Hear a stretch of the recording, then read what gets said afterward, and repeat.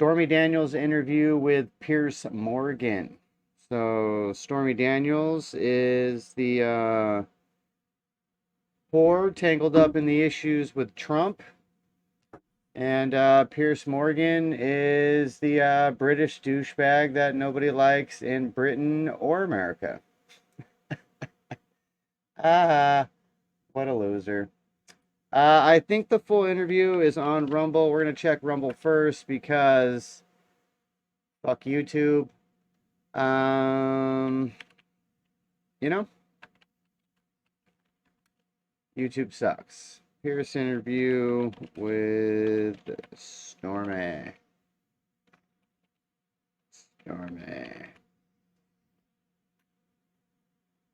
Shout out to my folks on Twitch. What are you guys up to? What's going on? What's the deal? Speaking of folks, let me pull up my Rumble chat so we can see that. And maybe another thing we figure out how to do later is I would like to be able to incorporate the Rumble chat where the Twitch people can see it also. You know what I mean? That way you guys could be friends. Not that you probably want to be friends, but fuck it, we're going to make you friends anyways. But we're up to 79 followers on Rumble, which is nice. We're up to 1,500 on YouTube. But YouTube is some pussies, bro. I just got another strike today for my live stream today. I specifically stopped streaming on YouTube because they're pussies.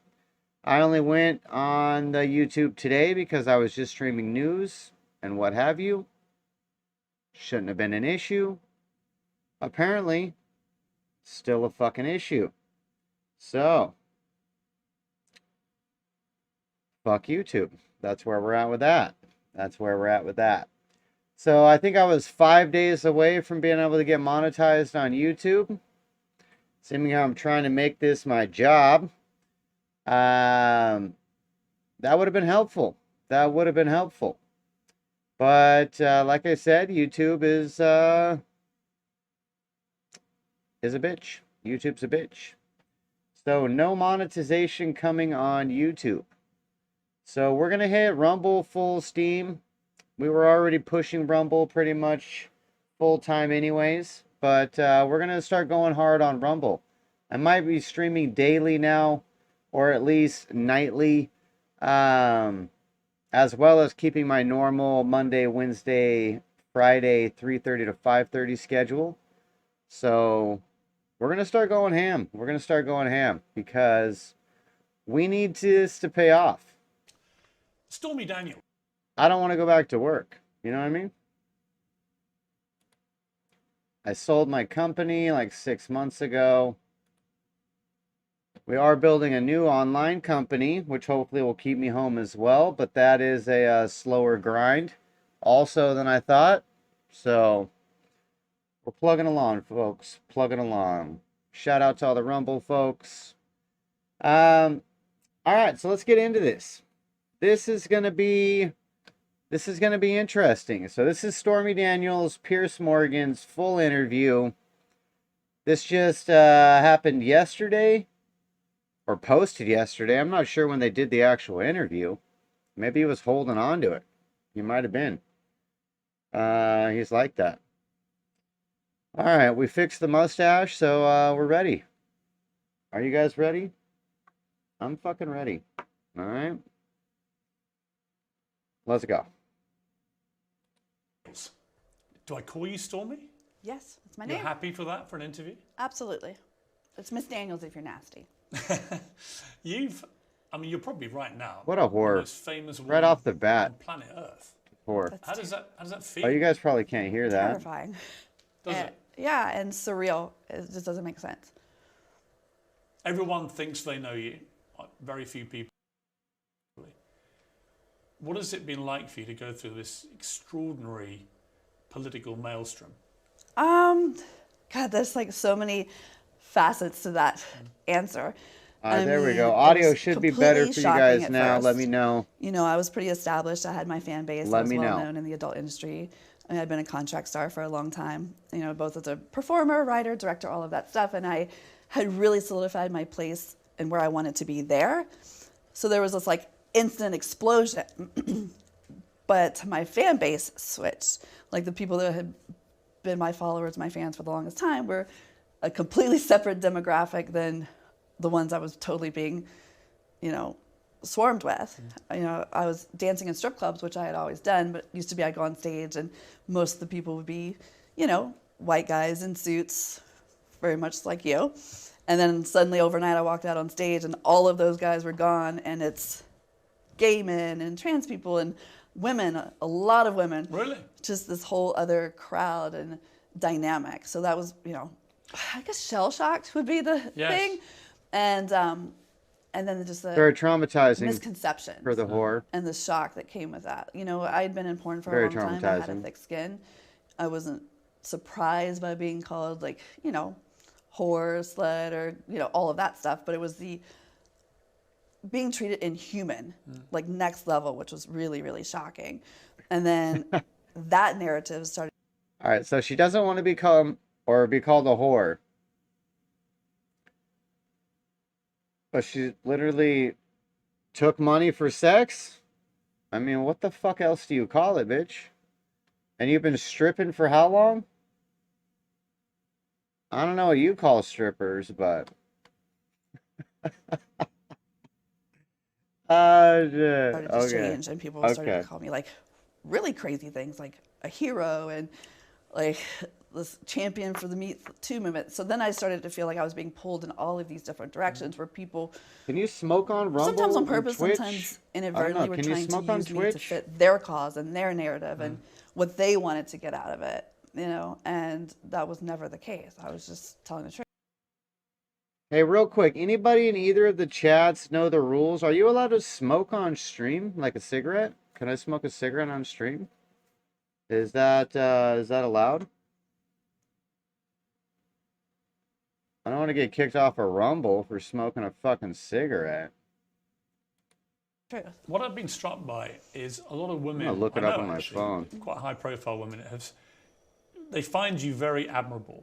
They think that you've actually grown to represent female empowerment. The way you stood up to power, the way you've refused to back down, the way you fought your corner. She And stood the way up you to defended your power. industry, where many Holy people have, shit! as you say, tried to sort of dehumanize you and shame you for it, and you've had none of that. Right. Has that been nice for you to see a lot of women actually come around and now be on your side?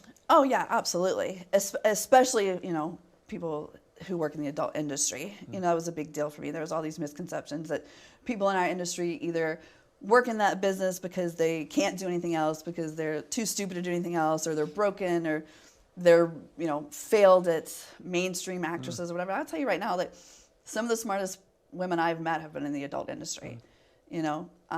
So that's really cool to sort of see us taken a little more seriously. And you can't really shame somebody who's been seen naked everywhere. Like, what are you going to do? Release nudes of me? Ooh, please do. Good for business, right? Right. So Donald Trump yesterday became the first former president of the United States to ever be arrested, to sit in a courtroom I don't know what the facing fucking criminal rules are. I'm charges. smoking a Did you cigarette. Though. I watch don't it? give a shit. A little bit, yeah. It was on. I mean, it was on every channel. So I try not to pay too much attention because it just starts to, like, the gravity of the situation, and it has nothing to do with Trump, and it has nothing to do with Stormy. But like, when you look at it as a whole, like, this is really happening in our country, and no matter if it goes in his favor or, you know, my favor, or Democrat, Republic, it's going to just be more divisive. And it's, you know, at first I thought I'd be really excited. What's her favor, though? You know, I thought that when that day came, because I didn't think it would, and then I really didn't think it would. I thought, you know, I thought he was going to get away with not being held accountable. So when I found out that it was coming, or potentially coming, I thought that I would feel excited and vindicated. But it was kind of anticlimactic. Was it? How interesting. Yeah, When you saw him in the court, What did you feel? Part of me was, finally like he had to go in and be under the rule of someone else. He had to obey the judge and walk through like the king has been dethroned. He's no longer untouchable. Oh, she got to put him in his And nobody should be place. untouchable. It doesn't matter what your job description is, whether you're the president. Like, you should be held responsible for your actions. But the other side of it was like, this is someone that our country elected and chose. Was there no better option? Right. You know what I mean? Like, this is just, honestly, there's a range of emotions, but I think sad was Pretty the sure one that's that what was all the guys think when they show up to most the strip impactful club and and you shocking come for me. out. How weird is it? You're Stormy Was Daniels, there no better you had option? a perfectly nice life, really, until recently with all this sort of mayhem. And suddenly, there's this moment in American history, and it's happening in a courtroom, and it's only really happening because of you. I mean, if you chart back the genesis of this court case, if he hadn't, through his lawyer, which is what the allegation is, paid this money to you, he wouldn't be sitting there. Right. And that's a lot, a lot of the nasty messages and stuff I get really feel like it's my fault that, that I've made America the laughingstock, or I'm the fall of democracy. I wish I had that much power. What are you but talking I about? don't. No your one only cares. crime, it seems to me, is that you If he did, if well, he you got paid didn't, $130,000. let me ask people in the chat. You can leave a comment if you're watching this later. Does anybody give a shit? If he banged a porn star stripper, if he didn't bang a porn star stripper, do we care? Does anybody care? I didn't think so. And someone's got to explain why you got paid that. I mean, Right, which I didn't even realize the gravity of the situation at the time, or the repercussions of that. But I'm not responsible for all of his bad behavior or the charges against him by any stretch. I'm sure there's just more than we can even imagine. I think he even goes on trial in a couple weeks for rape. It's not I'm not the fire. I was the What? spark that lit the fuse that blew up the keg. do you think that this is the right fuse to light? Putting aside your own feelings about it all and what's happened to you, there is an Hold on, I argument can't let I've that seen go. this Does anybody know what she's talking about? He goes on trial in a few weeks for rape? Do you think if they got Trump on rape, people would be talking about it or no? I'm pretty sure they would be talking about it. actually from media across the divide, really, liberal media as well, saying they don't think there's enough there to justify putting a former president through this process. Do you think, you've touched on this, but do you think it's healthy for America and democracy to go after Donald Trump over this particular thing? Or would it have been better to wait for what some would argue are the more serious things? January 6th, the Georgia phone calls, the possession of potential classified documents and so on. So I haven't, to be completely honest, I haven't read the indictment or I have no legal knowledge of it. But I agree with you. To me, those are such more significant crimes. You know what I mean? My thing is one person. None of those are And crimes. Obviously, it's the most important thing to me because I am me and it's selfish, my selfish opinion. But the January 6th, look how many people got injured or, you know what I'm saying? Like, it just seems like that's a bigger thing. But if this is what leads to it, One I can't help but protester wonder was if murdered by a there's something we don't know. federal Right. Well, police officer. there is a belief they may not have put everything into yeah. what was already in the public domain. So we may have to wait and see. You weren't asked to give. And I also evidence to think the one grand lady was jury, beaten to death but in you the may be tunnel. asked to No one talks testify about her. If this ends up as a trial. I How do you forget feel her name. about potentially I testifying in apologize. a trial that will be watched around the world? Anytime you're up in the public eye, it's scary. I used to get scared giving an oral book report in school. So, it's daunting, but I look forward to it. You know what I mean? Because I have nothing to hide. I'm the only one that has been telling the truth. And, you can't shame me any even more. So I feel like if they don't, it paints the picture that they know something about me that makes me, untrustworthy or not reliable. So you want to have your I day. do. I think having them call me in and put me on the stand legitimizes my story and who I am. And if they don't, it almost feels like they're hiding me, and people will automatically assume I would that, oh, that she must not be a good witness. She's not credible. Like, So there's no doubt if they ask you to testify, you will testify. Oh, absolutely. You told Which the means they Times haven't yet. newspaper in London last week, I've seen him naked. There's no way he could be scarier with his clothes on. Valid. It's a funny line. And true, I stand by it. That's ridiculous. Do you want to see him jailed? I mean, not necessarily for this particular In jail. indictment, but just generally, would it give you any kind of closure with your time involving Donald Trump to see him jailed? Specific to my case, I don't think that his crimes against me are worthy of incarceration. I feel like the other things that he has done, if he is found guilty, absolutely, because a bigger problem is that if these allegations against him or whatever else that we don't know yet, he is found guilty or the evidence suggests that he is or whatever, and he doesn't. If we can come that up it's with going any to other just crimes. Basically, I mean, it opens the door for other people to think they can get away with doing that and worse. One of the problems with this, particularly actually the indictments involving you and Karen McDougal, who's the other woman who received a payoff, it's become very politically toxic because Republicans, and I understand this, they say, look, it's different rules for Donald Trump to what it's been for Democrat politicians. And they cite John F. Kennedy, John Edwards, Bill Clinton, all had similar scandals, some far worse. None got indicted. That there seems to be a political bias there. That's one way of looking at it. Another way of looking at it, because if you want to look at the positive in this, is that we have made progress, you know, in our justice system in our country and for women. You know what I mean? Like, if those other presidents had done today what had happened then, would it be treated the same? Or is it specifically just people screaming, this is a vendetta against Trump? But let's for a moment here pretend that it was another president or Clinton Like today, and this happened. I mean, Like look how, Biden? I think that's right. Post Me Too, exactly. I think there probably Like would have been Biden? actually a different attitude to a lot of these former Democrat politicians. That's what I hope and believe. You know what I mean? Like, people just trashed Miss Lewinsky and you know, all the way back through history.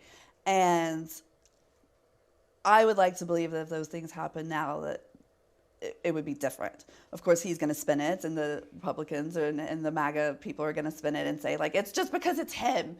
But is it really? You know what I mean? Like, I'm hoping that it's just us moving forward. And you could apply that to, you know, the way that, you know, racial crimes are handled, or, you know what I'm saying? Like, I just think that it's hopefully a sign of progress. That as a actually whole. everybody, whoever you are, however powerful, you should be held accountable. Oh, absolutely. But in this case, it's a sex scandal. It's a woman speaking out against somebody in power. And they want to say it's just because it's him. But I would like to believe it doesn't matter that it's him. He just happens to be the one now. You were a registered Republican. Still am. You still are. Gotcha. So for the Republican, That's my favorite. You just made a whole bunch of people watching this pee their pants. Right. Because that just blows their whole thing out. That I mean, a lot of them probably don't realize. I know, it's an easy thing to look up. It blows voted what thing Republican? out? I have not in the last election. Did you vote for? I didn't vote. Did you vote for Trump in 2016? No. You didn't. You never No. voted for him. No, I did not. But you have voted Republican before, and you never voted Democrat. No, I actually didn't. I mean, that was so long ago that I didn't vote, which is a terrible thing to say, but, you know, we should all vote. But I do think they'll be surprised. I know. So 20 years ago when I she know, the voted, whole it happened room to be that a I registered Republican. and got him. I feel like that movie, they just keep dragging me back in. You know, like, I have no political aspirations, not interested, try not to be interested, and it just keeps happening. You know, like, that's how the whole being a registered Republican came about, was because of the draft Stormy campaign in 2009, which I didn't even know about. And the only reason I got involved is because I was mad at the guy for using my name and pictures without my permission. And I think you had a brilliant. Well, this is when you ran against Right. him for the Senate, and you had a brilliant slogan, which was Screw- "Screwing people honestly." Also true. I mean, I love that because that was extremely pertinent to what we're now talking about, obviously. The Republicans who have a problem with you say that what you're doing is deliberately trying to derail Donald Trump's 2024 presidential campaign. He doesn't need my help for that. He's going to do that on his own. But has that even crossed your mind? I mean, do you think he should be allowed to run again? It is a free country, and what I'm surprised at is that the laws allow him to. As it stands now, I was equally surprised. I was like, oh, surely someone who's indicted and whatever would be exempt from being able to run. Shocker to me last week that there's no rule against it. Well, he could actually be convicted and go to prison. Right? And still be president of the United States. That's the most absurd thing to me. That blows my mind, actually. Me too. I was like, wait, what? And that has nothing to do with him. He could just be dude A and dude, you know what I mean? Like, that just seems like beyond my comprehension. But I guess they never thought they would have to make that rule. So in a country built on second chances and build yourself back up, we shouldn't allow that to happen. That makes sense. That makes sense. Shout out to everybody on Rumble and Twitch that's tuning in. Appreciate you guys stopping by. Make sure you follow, like, share, comment, all that good stuff. I appreciate it. Jenna Jameson, a fellow adult entertainment star, said recently about you, the left looks at her as a whore and just uses her to try to discredit the president. The right looks at her like a treacherous rat. It's a lose-lose. Should have kept her mouth shut, her trap shut. What do you say to that? Part of that statement, I think there are people that agree with that statement. You know, they, like I told you earlier, people took my story, which is my personal thing, and just me speaking out and protecting myself and standing up to bullies and, you know, defending myself against these personal attacks, to try to fit it into their own narrative, whether it was, you know, I forget. Does anybody in the comments remember when the supposed affair even happened? Because it wasn't in 2016, right? I want to say it was like 7 years or something before. So she had to speak up about her trauma 7 years later. Okay. The Democrats sent me there, the Republicans trying to say I was their champion. I mean, the Democrats trying to say I was their champion, or the Me Too movement, or, you know, everybody tried to use my story to fit their own We're all trying to use you. Exactly. And so part of that is true. And I hate to agree with anything that Jenna says, but part of that is true. I am horrified and extremely disappointed that this woman who came from my industry, from the same company that I was with for 17 years, and says, just keep your trap shut, she should be ashamed. She has a daughter. That's, you know. Do you think she means it in the sense of you can't win, so why even try? I don't know how. I'm not going to presume to know what she meant by it, but none of it's good. Donald Trump pled not guilty to all the charges. He's always denied having sex with you. But he's never explained why, if that's the case, you ended up being paid $130,000 by his lawyer. Right. There's an inconsistency at best about that position. At best, yeah. I mean, he's full of inconsistencies. Like, Well, she was banging the lawyer. Somebody should ask him that question. You know what I mean? Like, but it seems pretty obvious. You know what I mean? Like, you have these people that want to say that I was a prostitute and paid that night. So then I had this whole other subsect, I don't even know if you know about this, of sex workers and escorts pissed at me for ruining business. For really? For, you know, it's like a doctor, lawyer, like client privilege thing. And I was like, if that had been the case, I wouldn't have said anything. And if I was just trying to get attention, I've had sex with some way hotter people that are famous. I would have told one of those stories. You know what I mean? Like, it wasn't a kiss and tell. As a matter of fact, I took the money because I didn't want anybody to know. But there is that thing, like, if there was a transaction that was arranged and that's what I went there for, then... Hold on. I took the money because I didn't want anybody to know. Was he going to go tell everybody? We're still pretending this happened, of course. And like I said, I don't know if it did. I don't know if it didn't. I don't care either way. But there is a piece of paper that she signed that says she didn't. So what's up with that? Why was I paid over a decade later? And there's a couple things that as I've been mulling this over, Oh, so pretty she was paid obsessively the over last a 2 weeks. decade later. It doesn't matter how many times you put a fact out and you try to tell people that they just, you know what I mean? Like, if you want to call me a name, fine, that's your opinion. If you think I'm fat or I'm whatever, and I'm not going to try to change your opinion about porn, whether you don't agree with it for ethical, moral, I'm not here to do that. I'm also not here to like change your political opinions, your stances on something. But when you show a piece of evidence that's irrefutable, What's the and evidence? it's still just, you know what I mean? Like, hey, met Trump in the golf course at the, at that event in Tahoe in 2006. I wasn't paid until over a decade later. So Right. how is Why? that being paid for sex?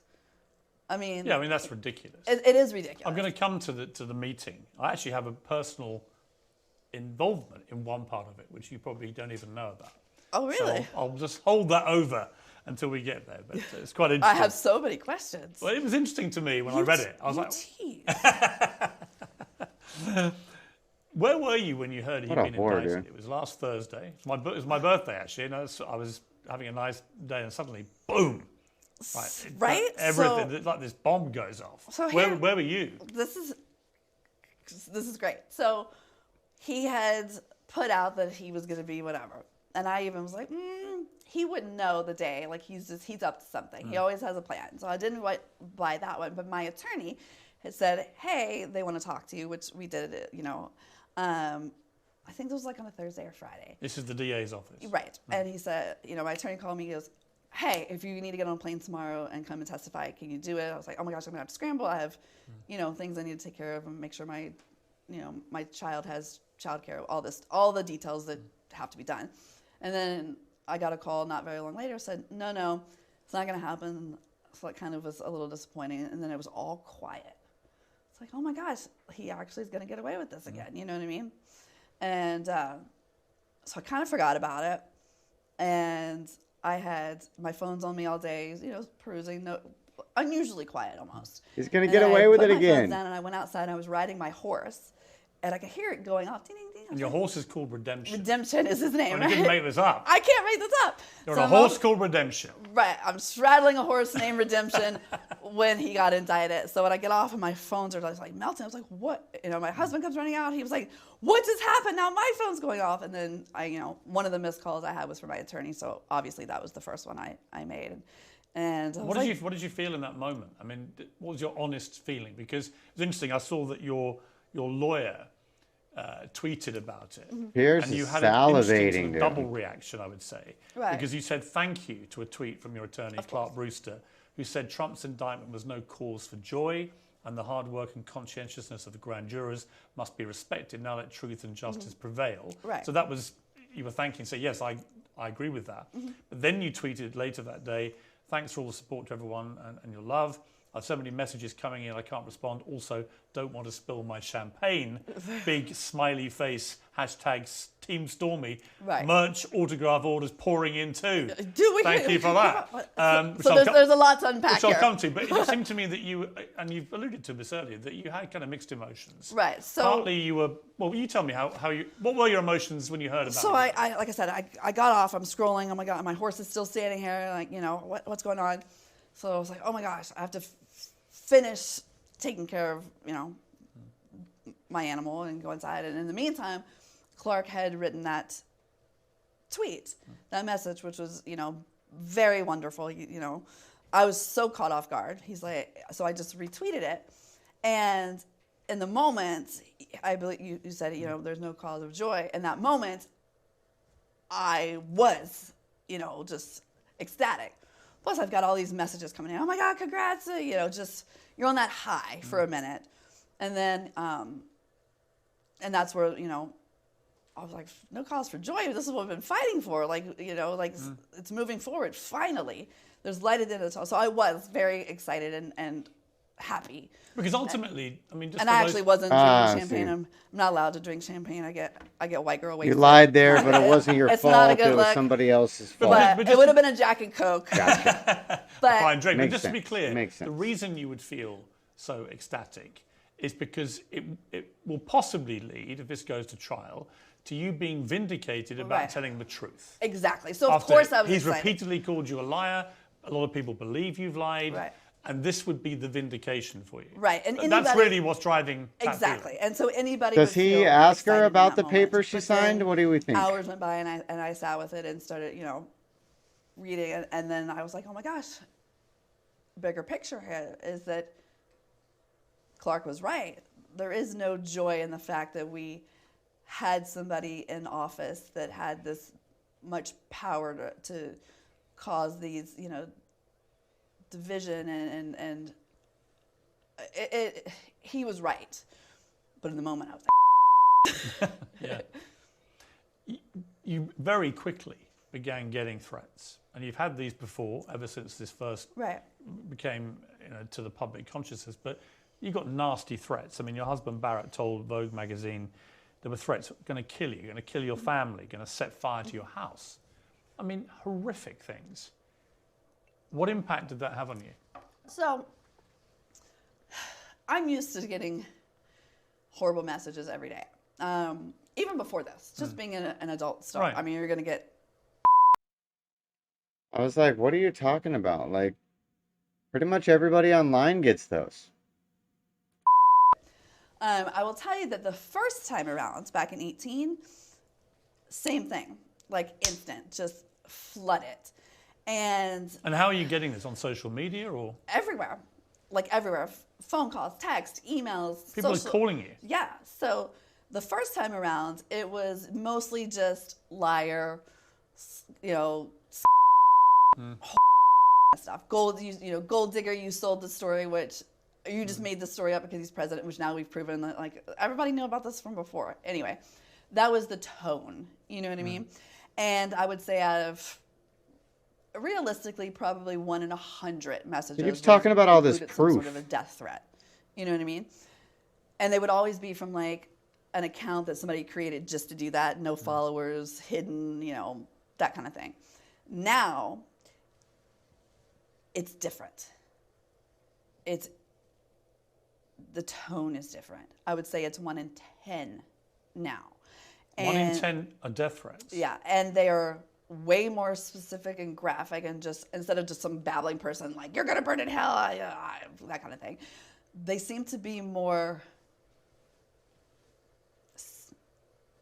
serious, I guess, in a way. Well, Like death what? threats What aren't kind? good. And they're not hiding. It used to be if they were going to do something, they would do it from a blocked number or from a fake Twitter account. These people are using their actual phone numbers and their actual emails and their actual Twitter accounts, which then makes it worse because they actually have followers, right? And the first time around, he was already in office. You know what I mean? Like, there's nothing I could really do to hurt him. He was president of the United States. Right. What am I going to do? He'd already gotten the nomination, all that stuff. So this time around, they think that it could actually hurt him. This time around, he got indicted. He could not become president. A lot of people were... You could stop him getting back to the White House. Right. And worse, partially be responsible for him, Going to jail. going to jail. So they're a lot more passionate. I guess that's a good word. Enthusiastic. Going to jail for With what? their threats. And they're not hiding. And they... That's terrifying. They genuinely feel that they are doing something right, that they are the patriots. I told my husband the best way to describe it is before it was just like these loudmouth, armchair, anti-porn, like judgmental, hypocritical people, faceless. Now they are doing it like a suicide bomber. They truly, in their don't depths, care. but more importantly, in the depths of their soul, they feel like they are doing the right thing. Does that make sense? Barrett said, Stormy's tough. She's pretty good at laughing things off, but it does get to her, of course. And it's clear from the way you're talking about this that the scale of what's come your way in the last 10 days or so, it's just been horrific. And then I guess they said that like it's not even until next December. I'm like, oh my gosh, there goes my summer. Right. I won't be able to go anywhere. But it must have a massive impact on your life, on the way you conduct yourself, where you go. Of course. I spent the first go around, I didn't even pee by myself for almost 2 years. And I'm pretty independent. I'm pretty tough. I'm a writer and director, and I showed horses and did my own thing. I don't.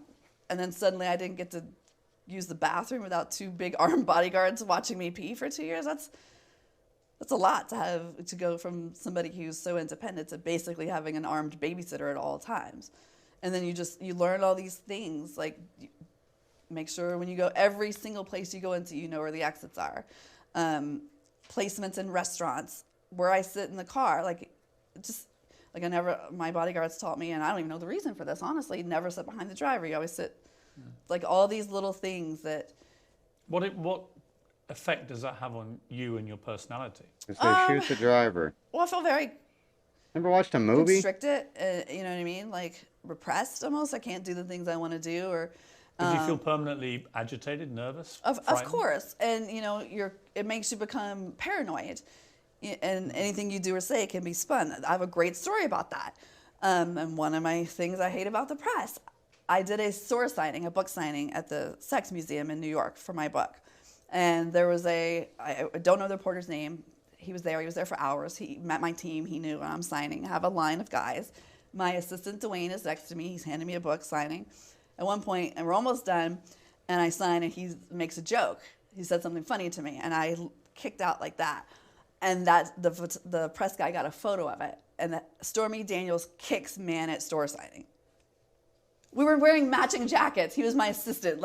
He wasn't some random thing. So then, you live in this constant state of paranoia. What can be changed?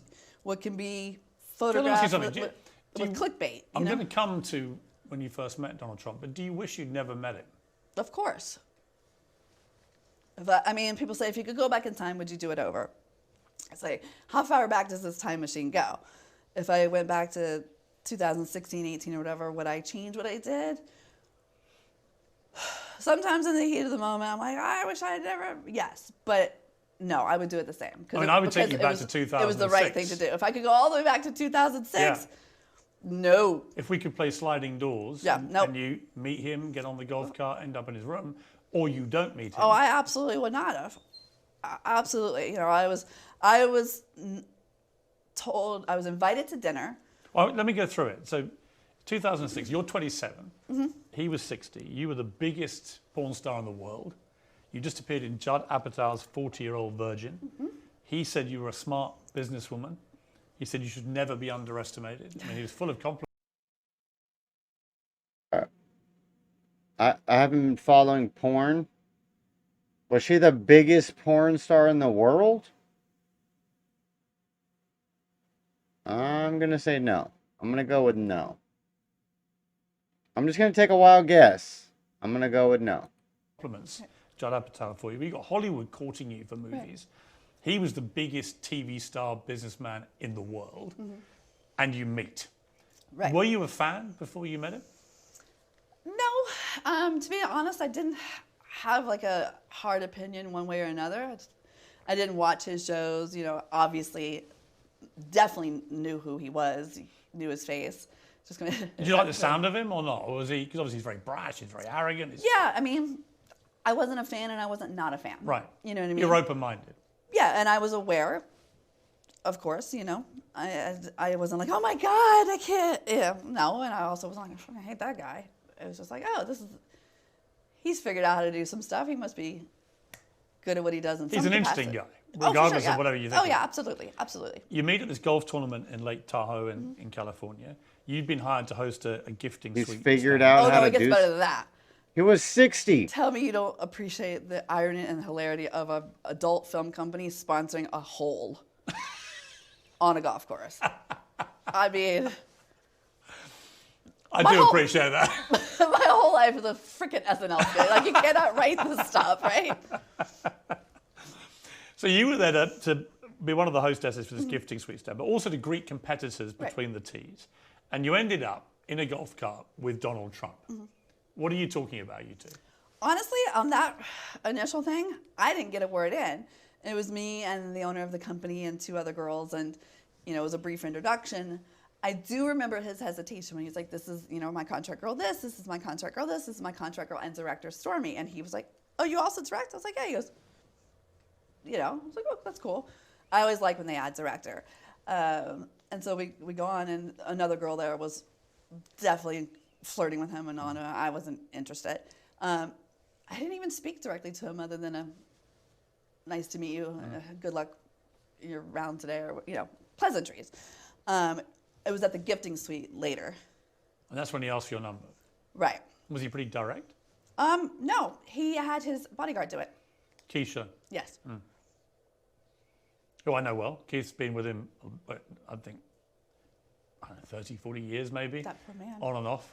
I think he likes Donald very much. But Keith was there. Yes. And you get invited up to Donald Trump's suite, which is at the top of the Hurrah Resort and Casino Right. Hotel. But I wasn't invited to his room. I was invited to have dinner to talk about a business thing.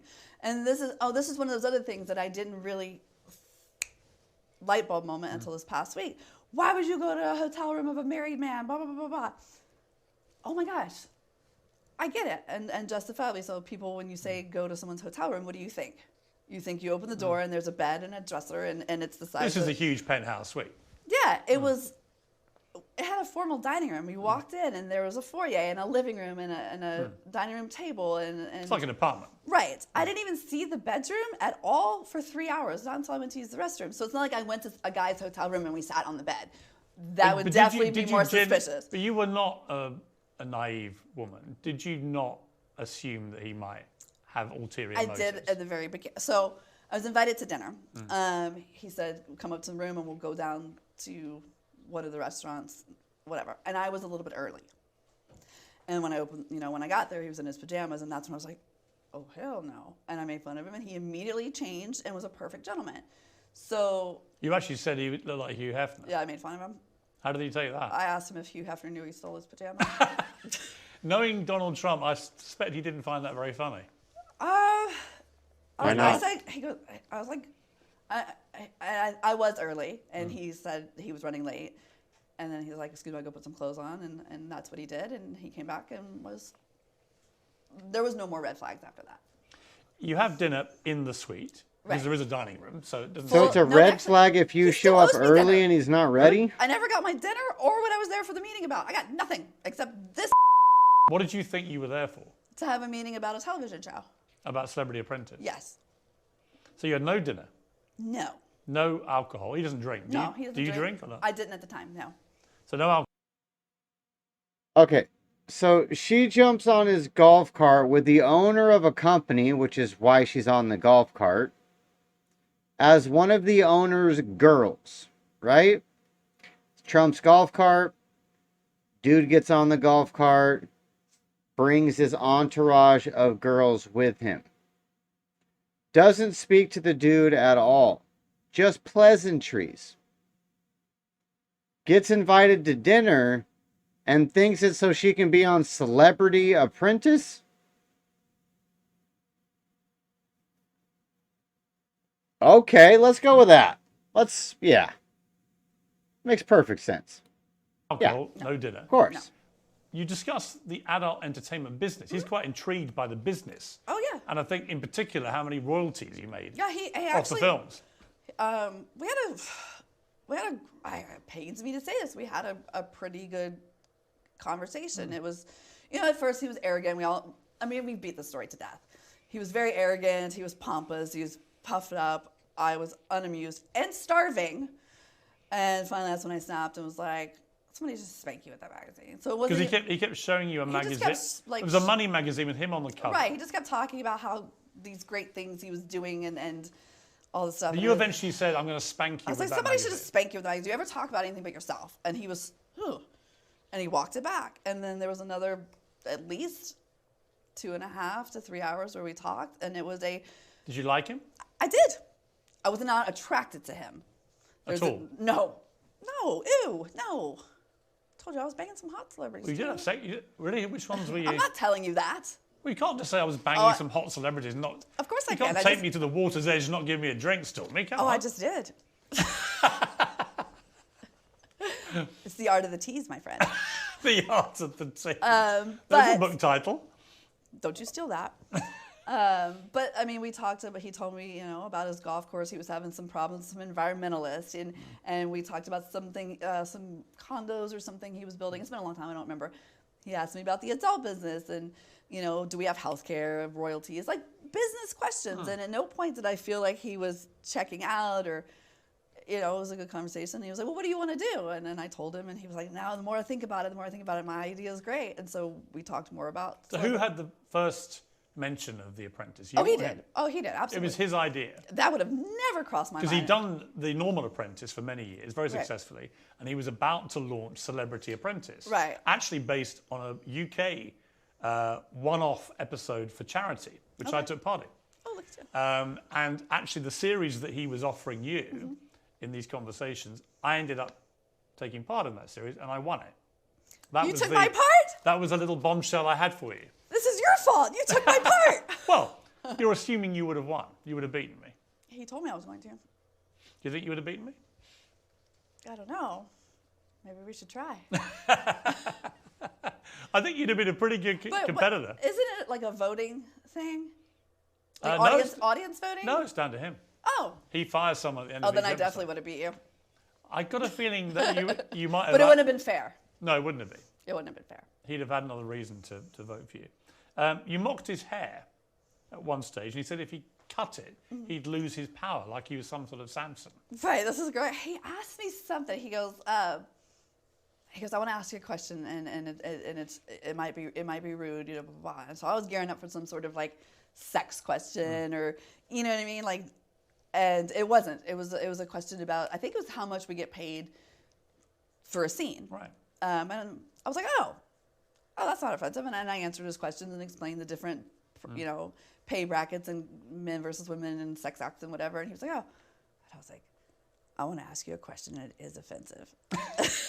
And he goes, okay. I go, what's up with the hair? Like, you have to know. And then he told me that, because around the same time he was doing something on one of the wrestling things, and the bet with Vince McMahon was if he lost, he cut his hair. And I was like, what would you have done? He goes, oh, no. It was never going to happen. He goes, it's kind of my trademark. He goes, that's the big thing. He's like, I always have these people want to give me a makeover. And I was like, oh, so this is a choice. He's like, yeah. I guess it's my trademark. And I was like, oh, like Samson and the... Anyway, that's how that conversation. So you're having a good business conversation. Absolutely. You're getting on well. You like him. You don't have any sexual desire towards him. But then it all changes because you go to the restaurant. And he also, in his defense, okay, did that just come out of my mouth? In Donald Trump's defense, I said that, didn't I? You did say that. Okay. He also wasn't leering or flirting. There was no footsie under the table. I mean, when I was talking to him, he wasn't staring at my. Right. You know what I mean? Like it didn't feel creepy at all. But then it all changes. And the You went to the restroom. When you come out a little bit later, he's now on the bed. And it's an interesting thing about it. You've always said it was all completely consensual. But you told Vogue magazine in the last few days, you gave an interesting version of the event. Right. And I wanted to read it to you and just get you to clarify. 'Cause Absolutely. people have made a lot of assumptions based on what you said. He said, I'm standing there in the doorway, and all of a sudden he's there in his underwear doing the world's worst Burt Reynolds impression. And that's the thing I don't understand. I don't understand how I got from the doorway to being underneath him in the bed. I remember thinking his bodyguard is right outside that door. What happens if I hit him? Is that bodyguard going to come in here and hurt me? I remember him saying, do you want to go back to the trailer park? Yeah, and I never mentioned a trailer park. I didn't grow up in a trailer park. Close. Right. But not. And even if you read my book... Well, let me just finish what you said here. I never said I lived in a trailer park. I didn't. I said we were poor. But I don't remember taking off my shoes, and that's what gets me. Because these were gold shoes with buckles. Kind of a pain in the ass to put on and take off, And I know I took them off because I had to put them back on again. And I remember that, putting them on. And it being a thing because I wanted to leave afterwards. I know I didn't say no, she adds, but I also know I didn't say yes. Right. I wasn't threatened. I don't know. I just don't know. Yeah. A lot of Even if you people- read my book, every detail, I could tell you what he had in his toiletry bag in the bathroom because I dug through it. Like I could tell you But reading what you told Vogue... and there's just this missing space. Right, so people have tried to sort of draw... And then I would like to read it. I was not drugged. People are like, oh, it must have been a real... Absolutely No alcohol, not. no drugs. No. He's never touched either. No. Absolutely not. But So she remembers everything in very specific detail down to the brands of whatever he carries in his toiletry bag. But the whole after dinner until after sex thing is a little foggy. Not sure how I got the shoes off or anything. Are we fucking kidding? Okay. Do you believe it was all consensual then or not? It wasn't non-consensual. And that brings us kind of back to where we are, It wasn't in the world now. Like, non-consensual. does it have to be a clear yes? Like, are men getting punished for things that every time you make love to somebody or go on a date, do you have to have written consent? You know what I mean? Like, people are like, oh, you need to take responsibility for going That's to how this women like you married are guy's making hotel it, room. yes. Well, I've explained the hotel room part. And it wasn't to go to his room. We were supposed to go to dinner, and then we didn't. But I do take responsibility. I froze. I didn't lead him on. I didn't flirt. It wasn't a transaction, which would be totally fine. But you're not saying he forced himself. No, he didn't physically come at me. I mean, I could have. All right. I didn't lead him on. I didn't flirt. So you met him as a bimbo, because you were one of 3 bimbos that were added to the golf cart for his eye candy, because he's Trump. You were the smartest bimbo, according to him, because you were a director. He wanted to have dinner with you. You had dinner with him. You enjoyed dinner. You liked the conversation for 3 fucking hours. You go back to the room after dinner. Like, you had your meeting, right? You talked for 3 hours? I don't know. This is bullshit. Taken, and we both know that. I suspect that's true. But I did freeze. But then you're in this whole gray area of like, what constitutes consent and non-consent? And that is honestly, to be completely truthful with you, I am still wrestling with back and forth. Me and my husband had a long conversation the other night about different scenarios and how a blanket thing doesn't apply. You know what I mean? It's just, and I was so terrified back then of not being taken serious. Apparently, Stormy's definition of consent is how you feel about it 10 years later. What is happening with this crazy chick, dude?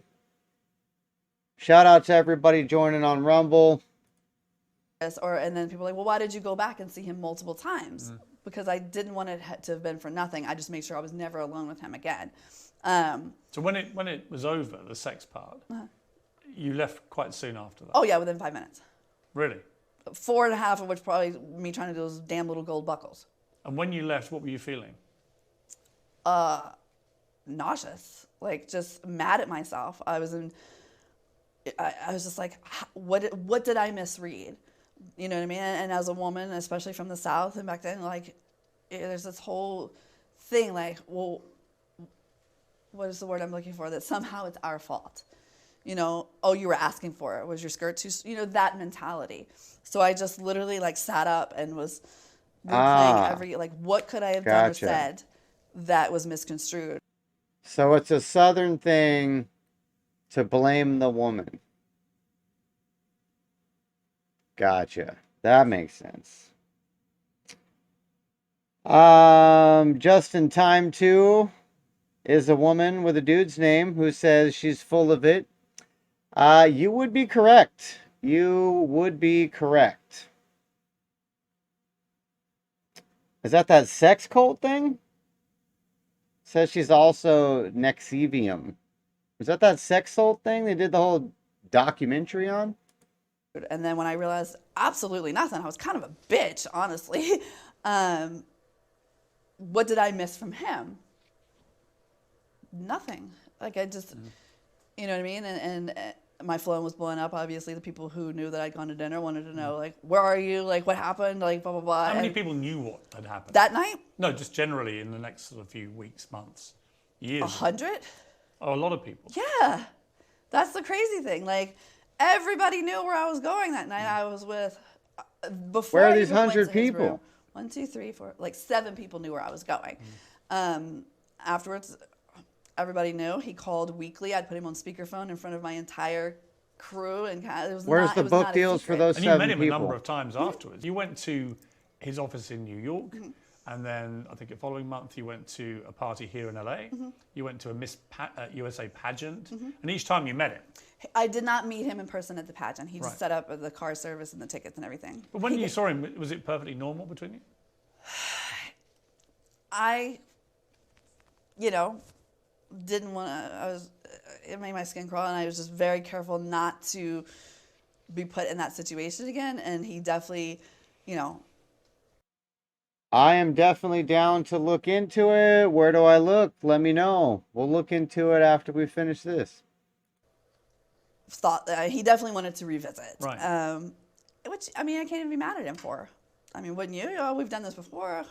You know, I'm not even upset about that. You asked him on that first night about his wife, Melania. They'd only been married quite recently. She'd just given birth to their son. What did you feel about that? You've been criticised for that part of it. You've already said that. Yeah, also, why I didn't think anything was going to happen.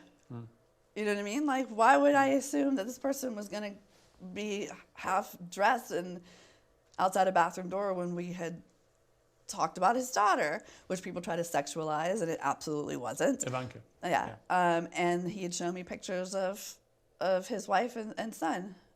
He did? Mm-hmm. And what did you feel about that? Oh, we were just talking about how cute he was. Not any different than if I don't know if you have told, if we show pictures right now of each other's kids. Like, oh, look at his little outfit, you know?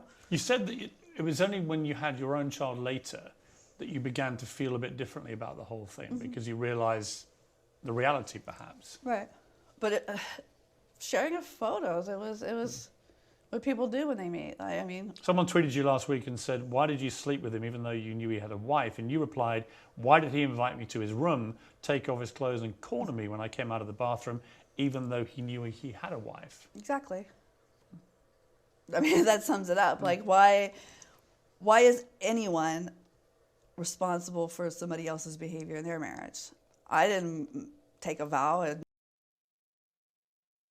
What?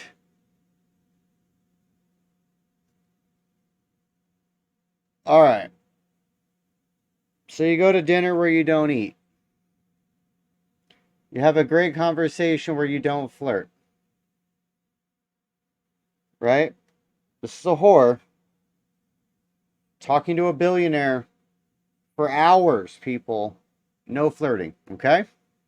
She did not flirt. There was no flirting, absolutely no flirting. She's literally flirted with Piers like, I mean, we could cut out half of this fucking interview if we took out the flirting, dude. I'm glad my camera's right here blocking this bitch's fat, fake fucking titties so I don't have to stare at him the whole time. It's kind of like perfect, so that's working out. So then you go, after not flirting for 3 hours during this wonderful conversation where you're not attracted to him at all, you go back up to his hotel room. And you don't know how or when it happened, but a 60-year-old man disappears into the bathroom and, like fucking Superman, comes out in his boxers ready to go before you can even know what happens. And then the rest is a blur until you're spending 5 minutes to put on the shoes. You don't know how they came off. If I missed any of that, somebody let me know. But wow. Wow. This bitch is fucking crazy. Fucking crazy. Shout out to the links. We will check those out in a little bit for sure. to, you know, or to anybody. There's this whole thing like where you blame the other woman, But in the other scenario, you rarely blame the other guy. You know what I mean? It's just, Somebody tweeted you as well last week. oh God, President is this Trump. the voodoo one? Huh? I was like, I bet I know what you're going to ask. Well, they said President Trump wouldn't touch you with a 10-foot pole, and you replied, "True, he used a 3-inch one." One of my finest moments. Yes. And you're sharp and sassy on Twitter, and you're probably exactly like him, actually. In the sense that... Oh, I'm going to Kanye you right now. Here's what I meant. On Twitter, you take no prisoners. I spell way better than he does. He still can't spell my name right. Do you think he was using the possibility of you appearing on Celebrity Apprentice, which would have been great for you? Do you think he was using that as a way to have sex with you? Or do you think he was genuinely trying to get on the show? Because I would imagine, knowing him and that show, I believe if he could have persuaded you to be on the show and he could have cleared it with NBC, he'd have done it. I absolutely agree with you. 100%. And a lot of people hate when I say that. Yeah. I bet he meant it. People who hate him or whatever, and I'm like, I'm not a fan of him either.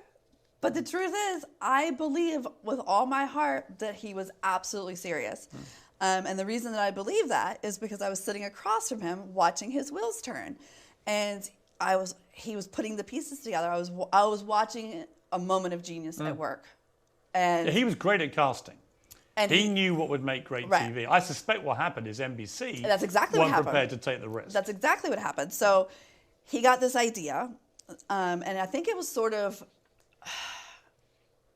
in my opinion, because I can't remember the exact word for word, was that he felt sympathy because of the way that Ivanka had been and treated, because, you know. All right. Side tangent. We're going to go down the avenue, devil's advocate, where he did fuck the horse face. Okay? He meets Bimbo Bitch, seems kind of smart, introduced as a director, right? He's thinking Bimbo Bitch will get people to watch the show. Invite the Bimbo Bitch to dinner, right? Talks to Bimbo Bitch during dinner. I might be able to swing this. We might be able to make her not look completely fucking retarded. And my show will be, you know, #1. It's like, but first, let me find out if she's just a dirty whore. Go back to the room. He comes out. Wham bam. She's a dirty whore. Thank you, ma'am. You don't get on the show, bitch.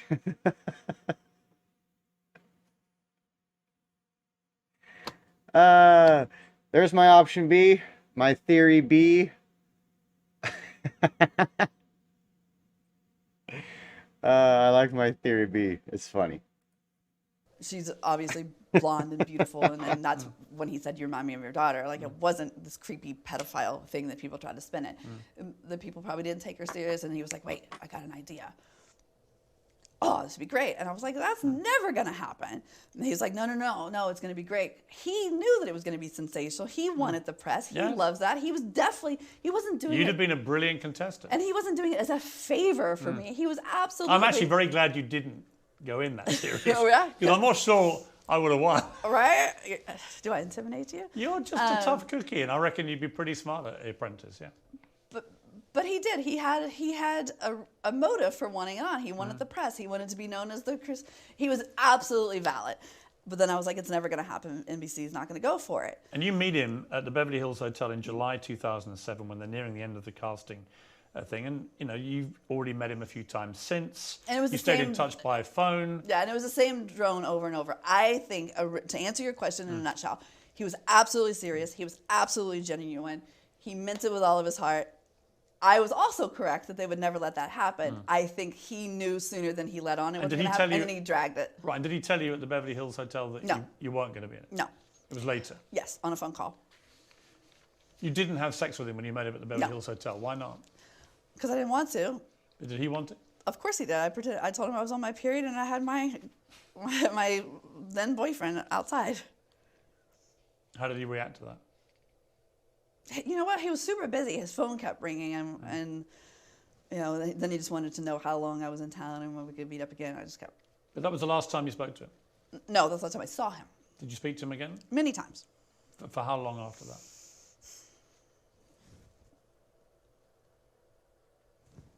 I'm going to say roughly 3 months. For 3 months? Yeah. And then it stopped. I stopped answering the phone. Did you? Why? Because, one, I knew that it wasn't going to happen. He told me. The apprentice. Right. That it was someone, I wish I could remember the name. It got all the way up. This is what he told me. All right, so the billionaire banged the stripper, right? The stripper snatch is so delectable. The billionaire can't get over it. He calls her for months, just begging to get inside this again.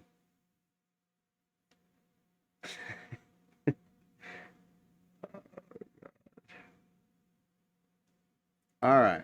This is what we're going with. No, I believe her. I believe all women.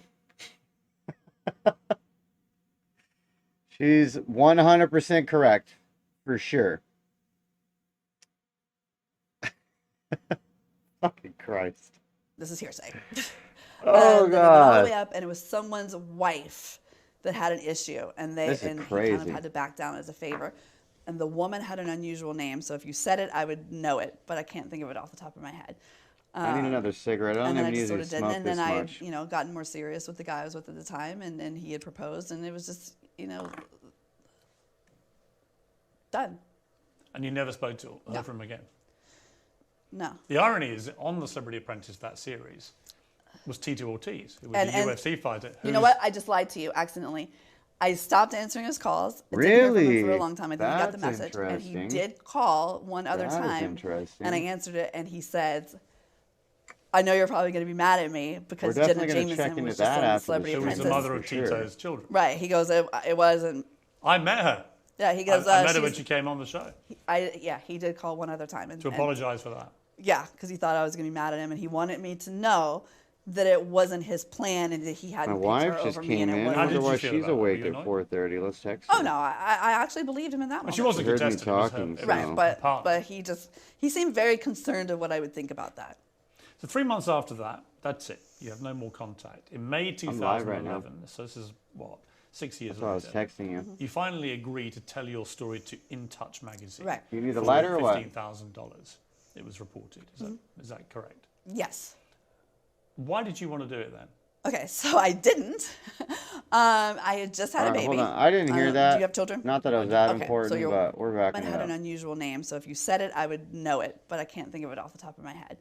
And then I just sort of didn't. And then I had, you know, gotten more serious with the guy I was with at the time, and he had proposed, and it was just, you know,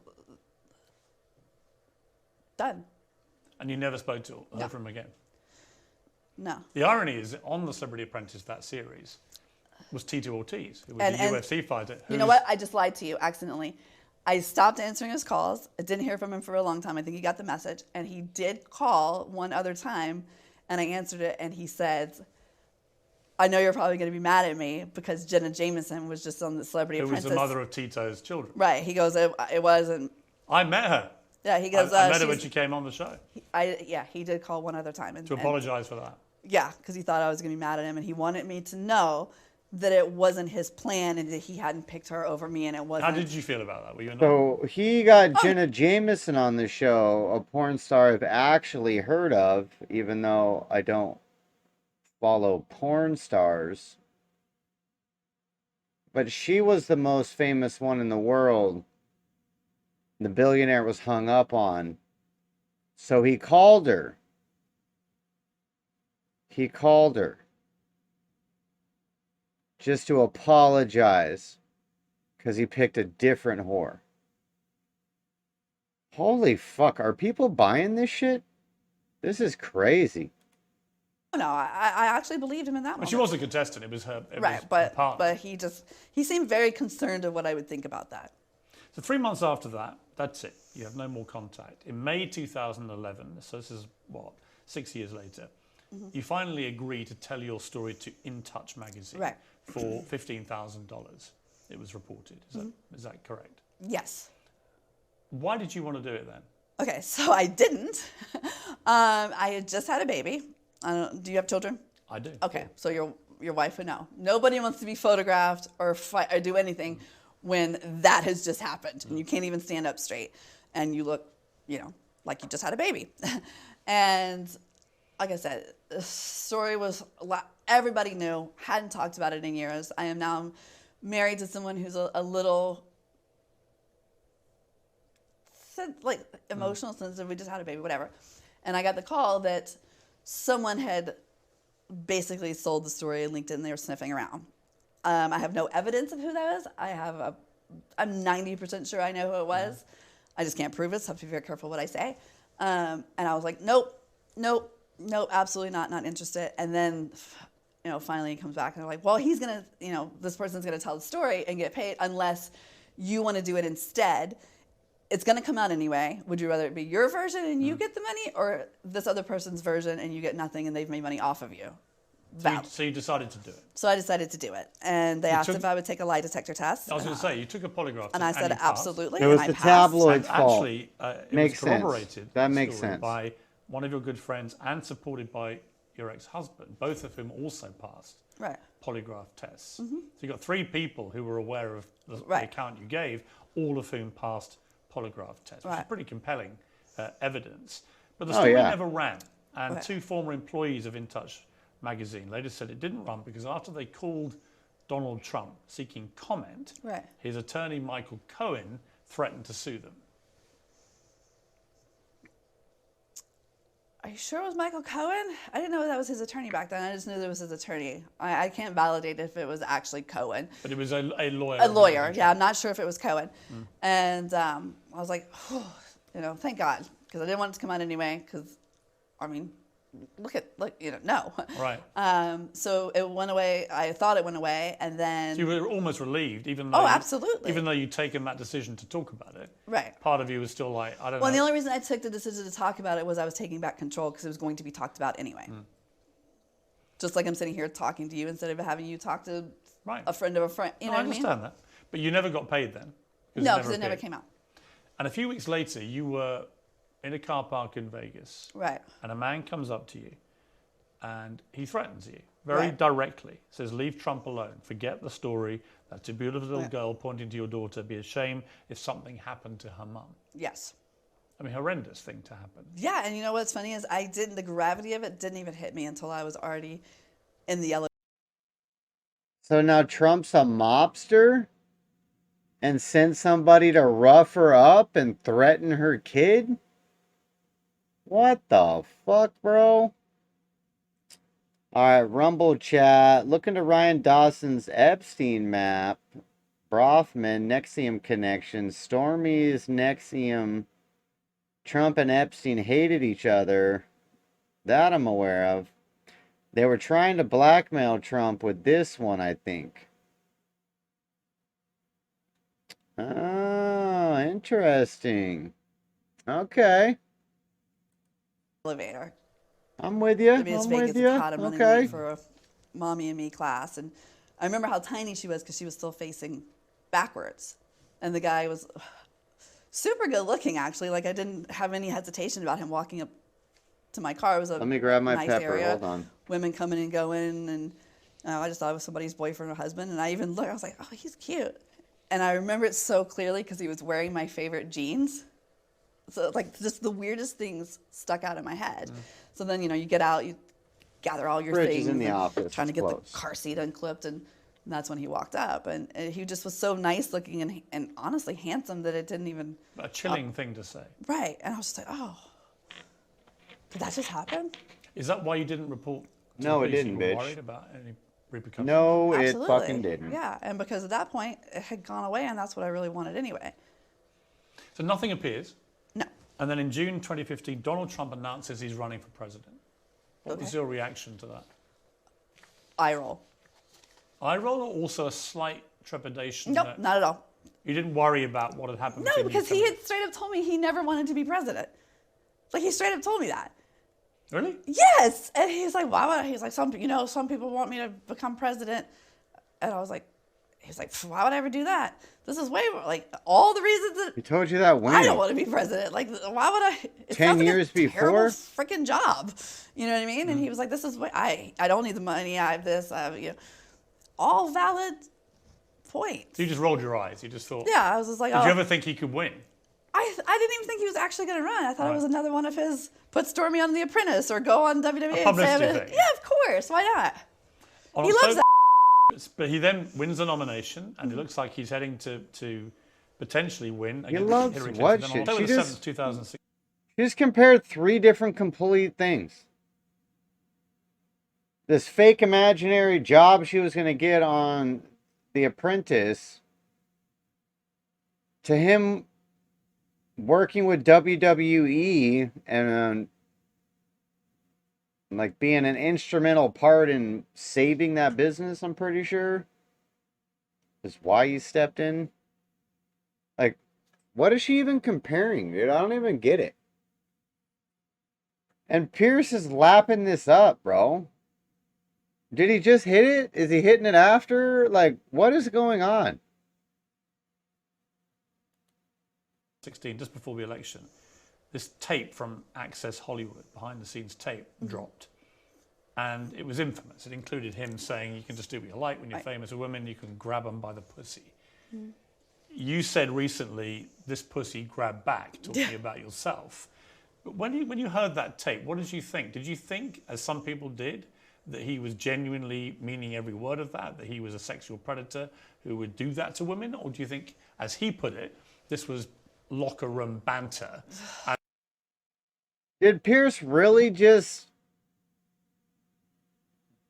pull out the same tired ass talking point where they completely change what he said? That's crazy. I mean, I haven't heard it in a long time, but my understanding is he was talking about whores. And when you're Trump, whores will come up to you and just let you grab them by the pussy. Meaning, like, they basically wrap their fucking legs around your hand, ride your fucking knee, they're whores. Right? He's talking to another dude about whores. Do you guys know about whores? Whores, people. We're talking about whores.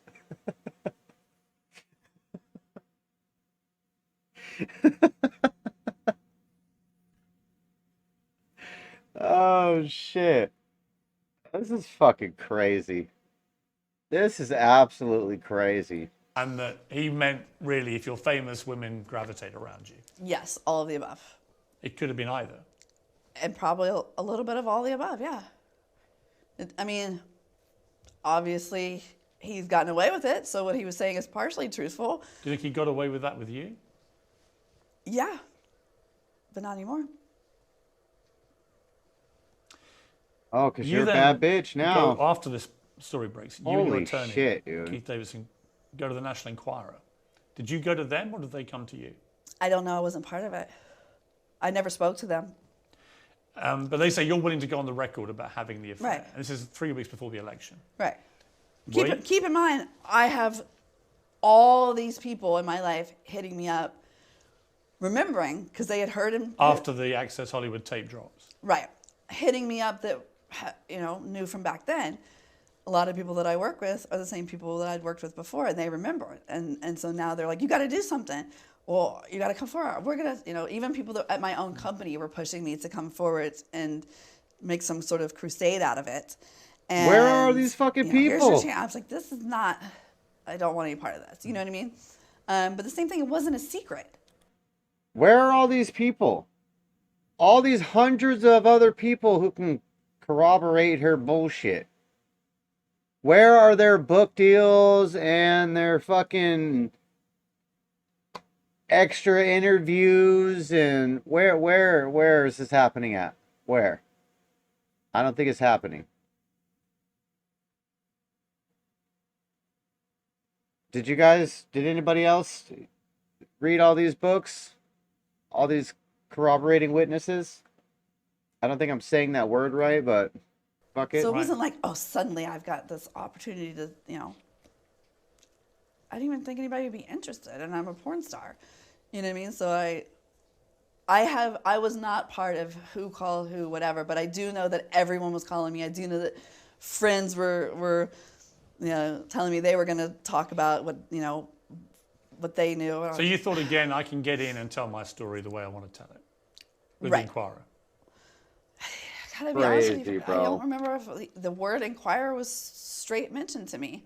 I could be wrong. It was just a lot has happened. Because the story is that the Inquirer's CEO and editor then contacted Michael Cohen, who then offered you $130,000. Conveniently also doesn't rights, remember if she talked to the Inquirer. Sign an NDA, a legally enforceable document, 3 weeks before the election. The story won't actually ever be made public. Right. So a kind of catch and kill, they call it, Right. with the Inquiry's corporation, because they had good relationship with Donald Trump and thought he might become president. Right.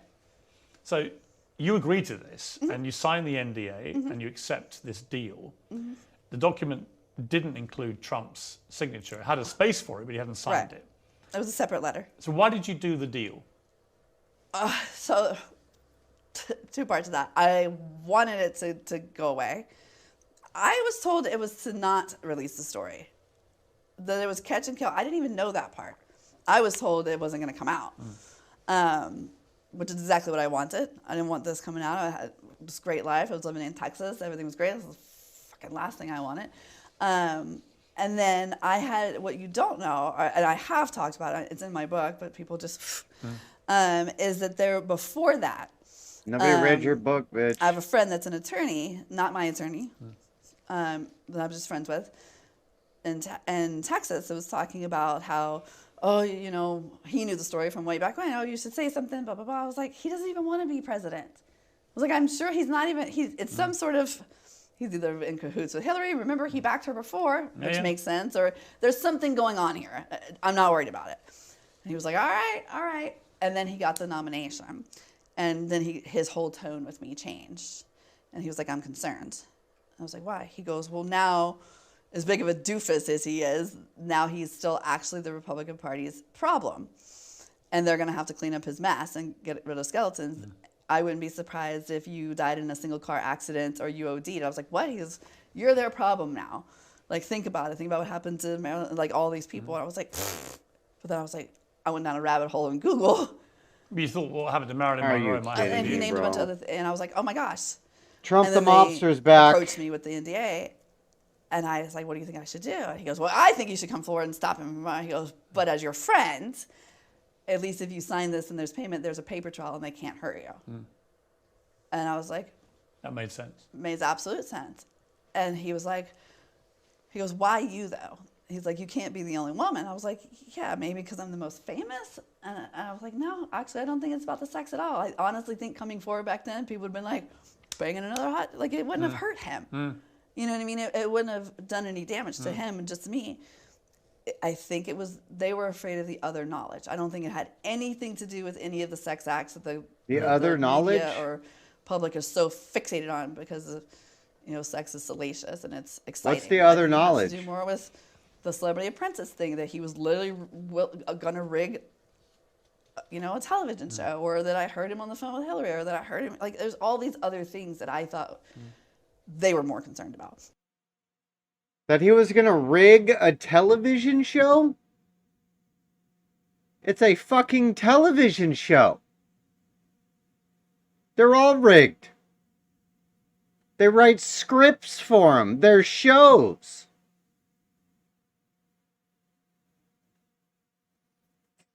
They came after me not because I fucked them, not because I was the most famous. We're all hearing this, right? She's the most famous person Trump is fucking.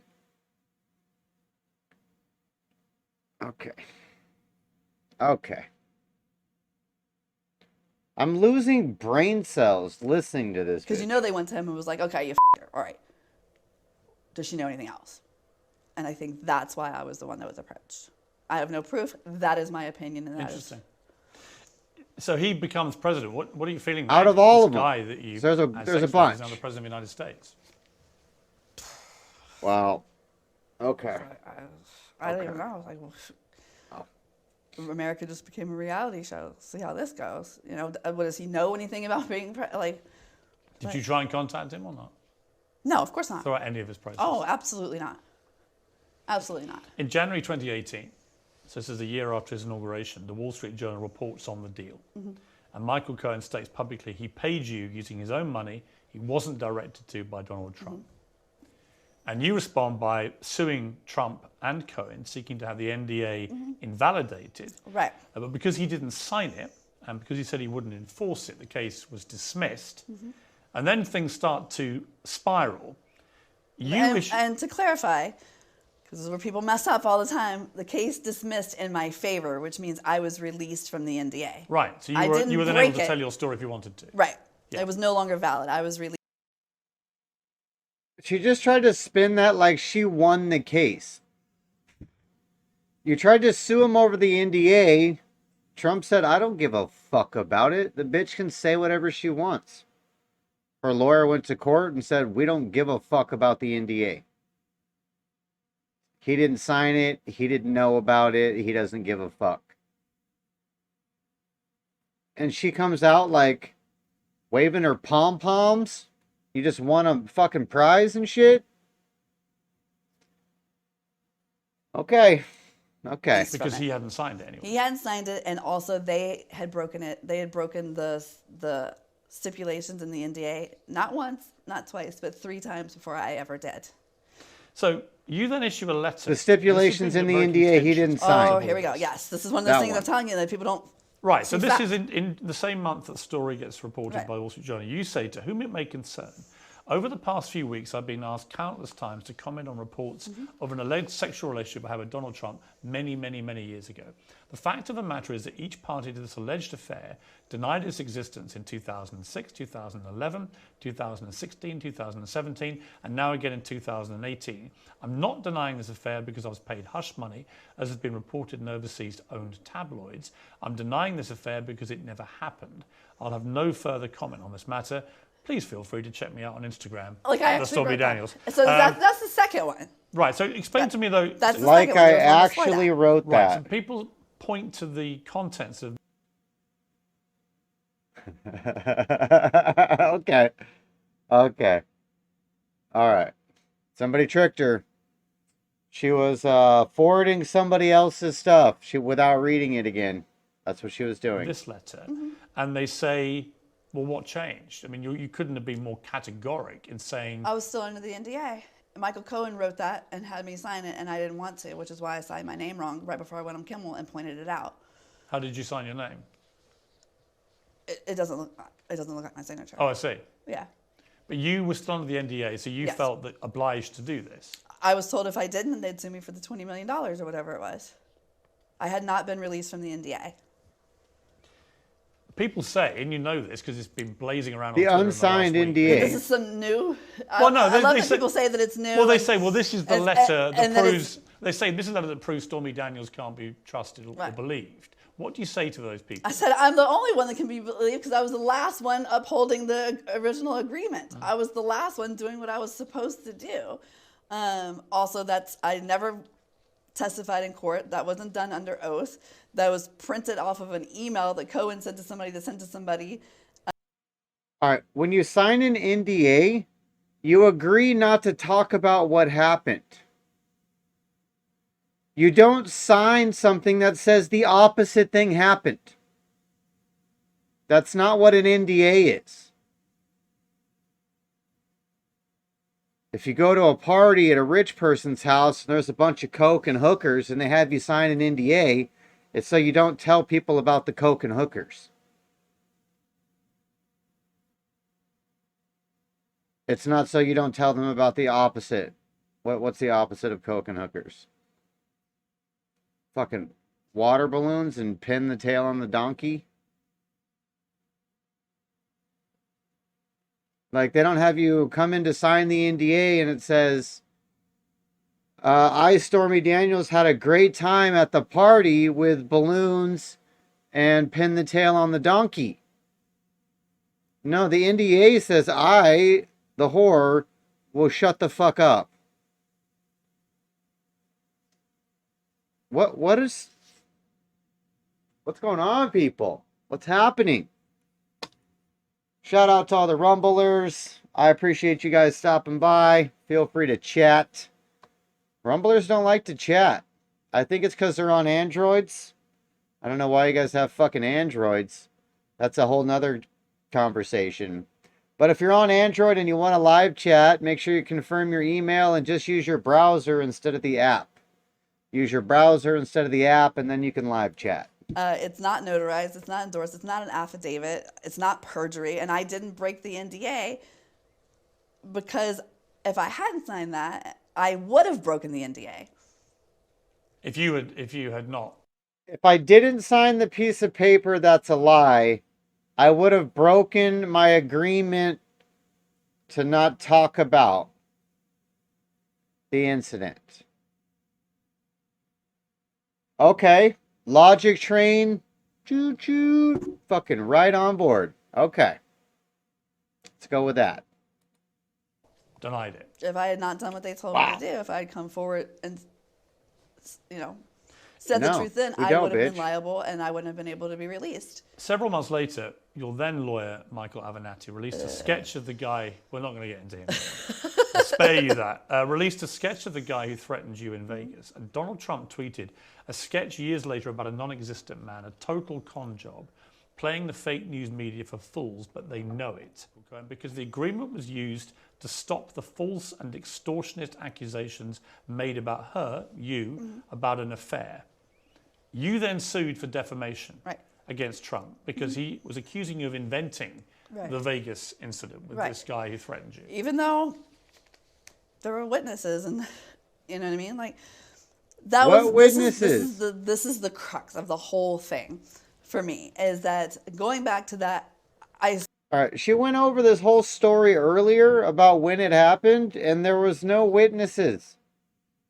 Now there's witnesses? Who? Where? Why? When? What? Sued to get released from the NDA. It was dismissed in my favor. Trump owes my attorney's fees. I won that. So I did not break the NDA. If anything, I was the last one standing holding it up. Then the defamation suit. Michael Avenatti wanted to file that. I told him absolutely not. No. He goes, why? I go, I get called way worse things by the minute. I don't want, this is not worth it. And once you go down the defamation route, it's actually very hard in America to prove defamation. Right. And so I was anti. I actually found out on Twitter that Michael Avenatti had filed that lawsuit. That's how you discovered it. I was on my tour bus. And to be clear, he then went to prison because he was up to all sorts of stuff. Right. Not anything to do with that particular case. But then I was like, oh my God, no. He didn't say anything that bad. And then somebody points it out because that's when the narrative got, the first time it got really nasty towards me. And so I was like, oh my gosh, it is defamation. I could be like, I think you're stupid. I think you're ugly. That's my opinion. I can say whatever I want. If I say, Piers, you're a rapist or you're a thief, that is defamation. And he called me a liar. And that is defamation. So I was like, oh, I guess everybody's kind of right. But then he messed up the paperwork and missed a deadline, and they didn't have any precedent for going after a sitting president. So I lost the defamation suit. So ultimately, I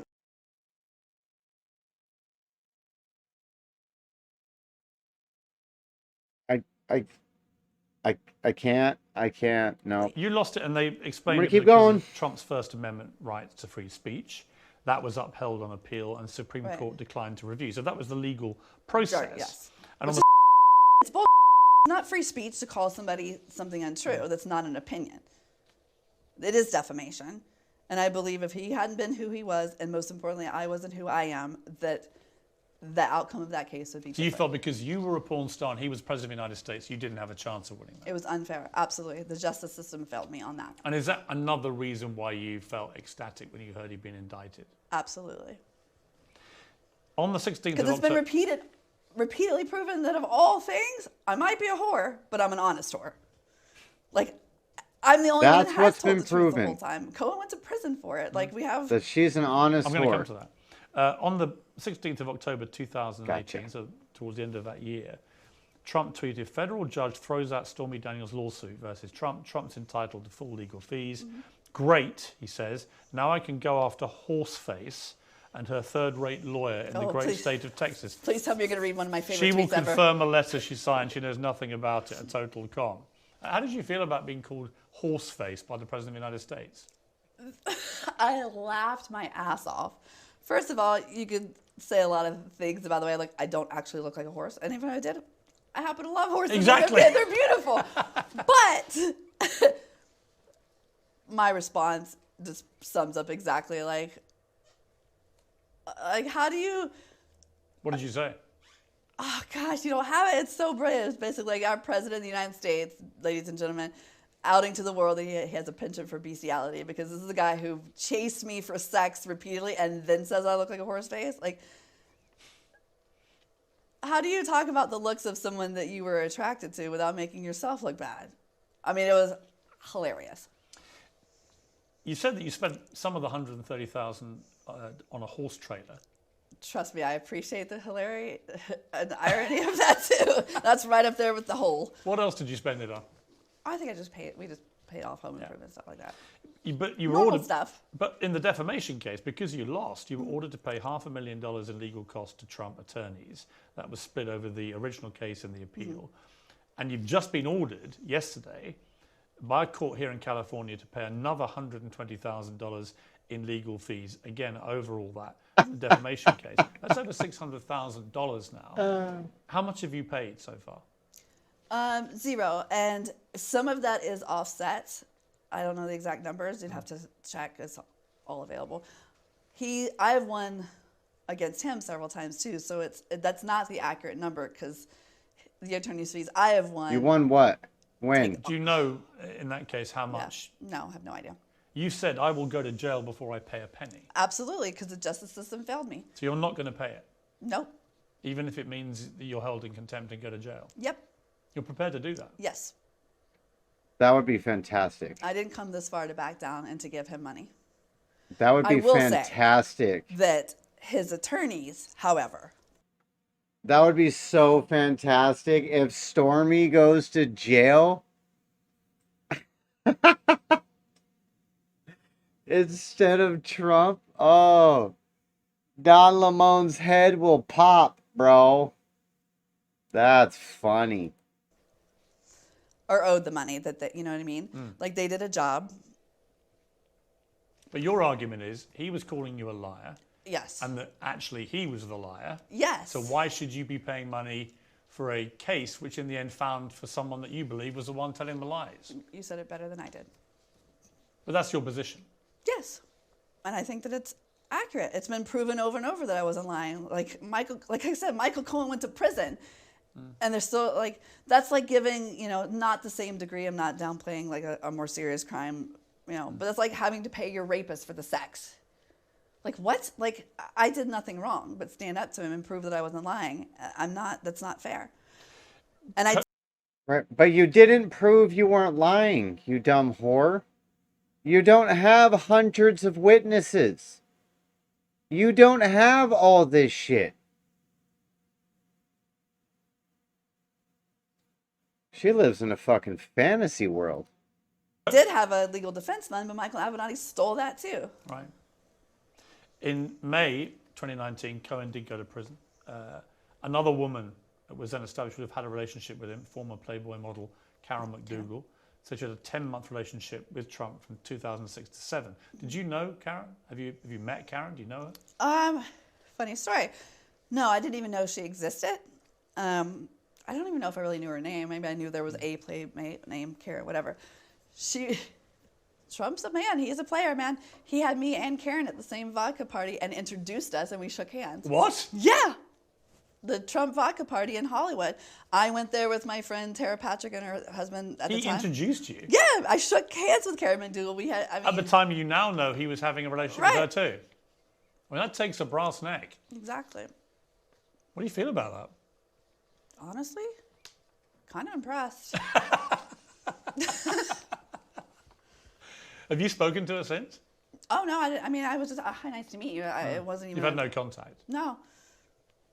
But you weren't surprised that she got $150,000 payoff because did you think that's just what Trump did then? Right? Maybe. I can't.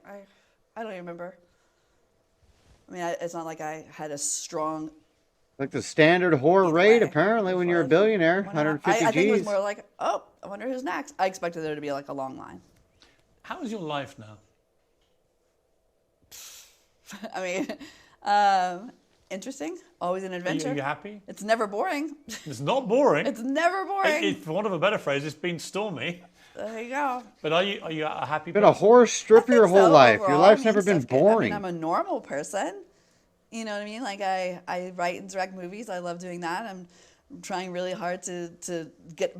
I was almost sort of over this and wanted to go back to being taken seriously as a writer and director and directing a horror movie. But here comes the Orange Hobgoblin again to mess everything up. You know, I have my horse and you know, my kid's doing great. You actually compete in I equestrian. used to, yeah. I haven't in 5 years since it started. And what's it like being a mother through all this? That's the one thing that was taken from me that can never be given back was time lost with my daughter. And I get really upset about it. That's what affects me the most. And I'll get emotional and cry. And then, you know. Why? Because she didn't ask for this, you know what I mean? There's things that I missed because for a long period of time, the only way to keep her safe was to be advertised as being somewhere else.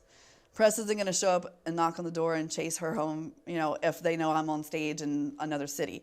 So I stayed away a lot to protect her, and it worked. Oh. But at the same She time, traveled around to capitalize on her notoriety to protect her child, everybody. She's the best mother ever. We should all be more like Stormy. I'm gonna make a fucking t-shirt. Yeah, I'm making a t-shirt for sure. Shout out to I'm a Christian. Oh, you think she's drunk?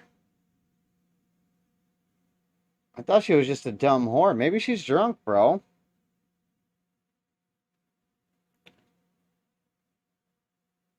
Oh, she's got alky head movements. Okay. Okay, I know quite a few drunks in my day, too. I don't know if I ever recognized the head movements. I'm going to start paying attention, though.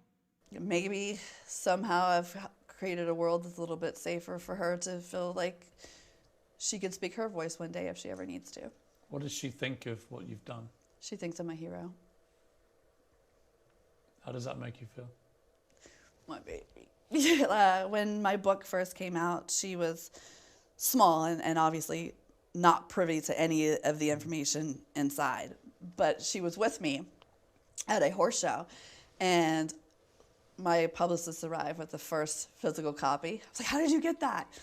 And he walked up and he gave it to me. The front of my book, it's dedicated to her, and she was sitting there. And I walked over. I was like, and I showed it to her. I was like, "You can't read this for at least 10 years, but read the first page." And she opened it and started crying. And why?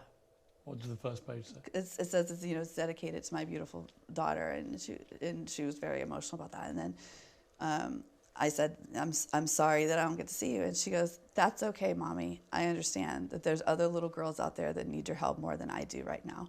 Wow. From like a 7. All right, so Stormy's spitting out some more bullshit. Shout out Just in Time, too, in the chat. Got the real truth bombshell on Stormy Daniels. So when we wrap up this interview, we're going to go find the truth. That's what's happening. 7-year-old, and I was like, That's quite something. "Jack and Coke double, please." How's she doing now? She's fantastic. So proud of She's her fantastic. daughter. Straight She A wanted a student, Jack and artist. Coke. Really? Gorgeous. How old is she now? She's 12.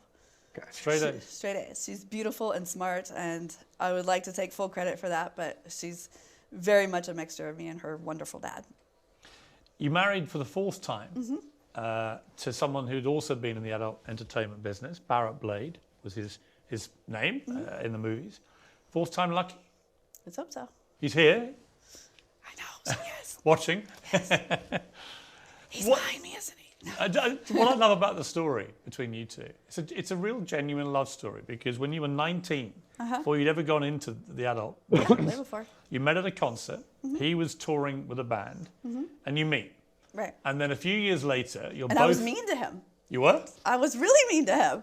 Because my friend dragged me to this show and then wanted to borrow my car to go hook up with a guy, so she left me alone, sitting there, and he walked up and, like, I thought he was hitting me or tried to buy me a drink, and I was underage, and I was so snarky. I was like, I have X's on my hands.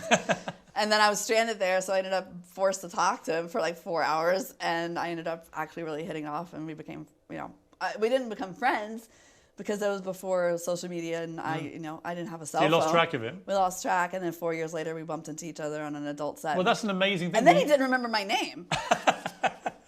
I said, Barrett? And he was like, Baton Rouge, which made me be like, this motherfucker got a chick in every city.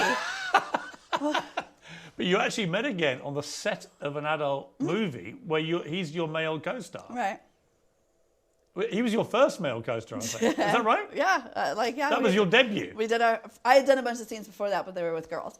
And so we worked together, and then there's this guy that you met. Yeah, I was like, oh my God, this is amazing, because I had such a crush on him that night. You'd actually wanted to have sex with him. Yeah, and he didn't even kiss me. And now how messed up now I do get to have sex with him, and he doesn't remember my name. All right. She did just say a few seconds ago that she was underage, right? When she met this older dude who was trying to pick her up and buy her drinks. Now she was super attracted to him and butthurt she didn't get kissed or anything. And a few years later, when you were finally legal to be a whore, he's there on set. What a fucking love story. Can't wait for the Lifetime movie. See, I Holy make poor shit, choices. dude. There's a pattern here. There is a pattern, yeah. And then he went on to, we worked together quite a bit, and then he moved to behind the camera. He's a very talented director of photography and cinematographer. So he shot a lot of my movies when I was a director, but we never dated. And then eventually, he just decides he's got to tell you he loves you. I think he got drunk and texted me, because he just randomly texted me, I think we should get married, and I thought he was joking, and then I think we just didn't want to admit we were kidding, and now we're married. Done. But, I mean, it kind of did happen like that. Yeah, and I was like, dude, he's no way he's serious. And then I met his family. They're like, oh, no, he's been saying he was going to marry you for like 10 years. I'm like, why didn't you tell me? So this whole time, he felt this way about you. Yeah. And you probably quietly felt that about him. Absolutely. So when we started dating and we got together, we were like, oh my God, everybody's going to be so shy. It's going to be the gossip in the porn world. Everybody's like, yeah, about time. Like, no one was surprised. Everybody's like, yeah, we knew 20 years ago you guys should be together. Oh, then you're a shitty friend because you didn't tell us. like nobody was surprised. We thought, oh, everybody's going to be so shocked. Wait till we do our first event together. And everybody's going to be like, oh my God. And everybody's like, checked out. You got married on the 24th anniversary to the day that we met. from the day you first met at that concert. Well, that's a surprise. Once again, something else happened in Stormy Daniels' life, and she thought everybody was going to be fucking amazed by it. And nobody gave a shit. 'Cause you're a fucking loser. Holy shit, bro. Was that deliberate? Yes. Wow. And when you got married that day, what did you feel about this extraordinary arc of this relationship with this guy? It's a good time to zoom in, I guess. Like, finally something came full circle and felt right. And it really does. It just feels right. Like, it just... Did it feel like true love? Oh, for sure. And For the first time, true love for you? Yes and no. Like, I've definitely been in love with other people, but this is like, it's deeper. It's, he's my friend, my coworker, my family. Like, we've been through so much, and he knows who I really am. And it's just, yes, it's exciting and passionate. You got two porn stars going at it. Like, what do you expect? Like, obviously, all Is that. the sex as Sorry, amazing Mom. as Sorry, I think Mom. it must be? His mom's over there. I know, but I've got to ask you. So, like, is the sex as good as we all assume it must be? It's better. But that's to be given. It's the other stuff that is the great fucking thing. kidding It's me, just, bro? It's easy. He understands you. Yeah. And what he doesn't understand, he accepts, and vice versa. What does he feel about Trump and what's been going on? I'm not going to speak for him. If they were in a bar together, would it very quickly descend into... the way the South tend to resolve these things? That's a very diplomatic way of putting it. Bless his heart. You were 4 when your parents split. Wow. Yes. And you've talked very openly about being raised by a mother who was pretty neglectful. Bitch be crazy. What happened to your relationship with your parents? Yeah, exactly. With my dad, I wouldn't say anything happened. The most traumatic thing ever that took her away from her child, and it was so, oh my gosh. Rumble Chat hit it on the head. She's laughing and joking and flirting with this dude the whole time. And apparently her husband and mother-in-law are right there. And she's been flirting with Piers the whole time. She's about ready to blow him. She's barely wearing a dress. Fucking Christ. Happened, like he was just absent, but he didn't do anything wrong. You know what I mean? And you could argue that. Is he still alive or not? Yes. You see him? No. And What about your mother? And he paid. He did all the things he was legally obligated to do. In a messed up way, I don't have anything bad to say about him. You know what I mean? My mom, I mean, it was just kind of rocky all the way through. She's a whole different situation. We'd go on and off and on again. Do you speak to her? And you're surprised your dad wasn't with that crazy bitch? Okay. No, absolutely not. I have not talked to her since the day my daughter was born. Why? Because when I looked at my daughter, I realized that she deserved better than to have somebody like that in her life. Does that make sense? Did your parents ever tell you they loved you? Oh yeah. I mean, I don't know if they meant it, but yeah, they didn't. But you felt you wanted to give your daughter the kind of parenting that you'd never had. Right. I mean, my mother was neglectful, and I mean, God, this is gonna be such clickbait. Perfect scenario. My mother that I hadn't talked to in 10 years, I find online in some British publication, like daily something, that she'd done a story and sold a bunch of baby pictures of me, and half of the baby pictures weren't even me. Really? Yeah. So begs the question: is she so crazy that she really thought those were pictures of me, or is she so evil that she sold baby pictures of somebody else? I don't know. You're the journalist. Figure it out. It's not good either way, is it? No. I heard that you originally wanted to be a journalist. I know. Oh, What's gosh. I think you'd have been pretty good, actually. I did because Piers, you literally think she can walk on water, bro. Because you went into strip clubs, at age 17, and were an instant huge hit. People loved you, you were a showman and stuff. But do you ever wonder again the parallel line if you'd become a journalist? I'd actually abandoned the journalism thing before that because I wrote for the high school paper, and there's not a lot of creativity. And I'm a much better storyteller with a bigger platform, to write novels or scripts. I mean, look how many scripts I write. That's my passion, is to be able to tell a story like that. Stormy Daniels is your stage name, for want of a better phrase. Stephanie Clifford is actually one of your married names. Right. You originally were Stephanie Gregory. Mm-hmm. Which one do you like to be? Stormy Daniels, because I created her myself. How much like Stormy Daniels is the real you? Ooh. I would say as close to 100% as can be. That's pretty much the same. Yeah. What is the biggest misconception about Stormy Daniels? Through and through, dirty whore. That I'm a liar. That I have nothing, no other talents, but, laying on my back, which, by the way, I do a lot of work kneeling and standing as well. Thank you very much. But I am a writer and director and stand-up comedian. And as a person, what do you think you're A strongest? stand-up comedian. Holy fuck. Where is the Stormy Daniels stand-up comedian set? Somebody send me the fucking link to that. I want to see her get wah-wah. Assets are, in terms of values, Oh, what do you think you stand for? A stand-up being comedian. truthful, almost to a fault. Giving people too many That's chances, fucking trying to funny, find the good bro. in people. I have a hard time saying no when someone needs something. I will answer the phone at 3:00 in the morning I may not be the one to help you change your tire, but I'll make sure that I will pay somebody to do it for you. And you're tough, clearly. I mean, you've got guts. Yeah. Nobody would go through what you've gone through Yeah. without having a backbone. Yeah, but I'm also a Pisces, so I'll punch you in the face, but I will cry my eyes out about it later. In your interview with In Touch all those years ago, 12 years ago, I remember it. they asked if you had a message for Donald Trump, and you said, karma will always bite you in the ass. That's aged pretty well, that. Maybe I'll name my next horse Karma. Do you feel a bit of karma about all this? Yeah, I mean, who wouldn't? What are your feelings about him as you see Do you it? feel the karma because you owed Trump $600,000?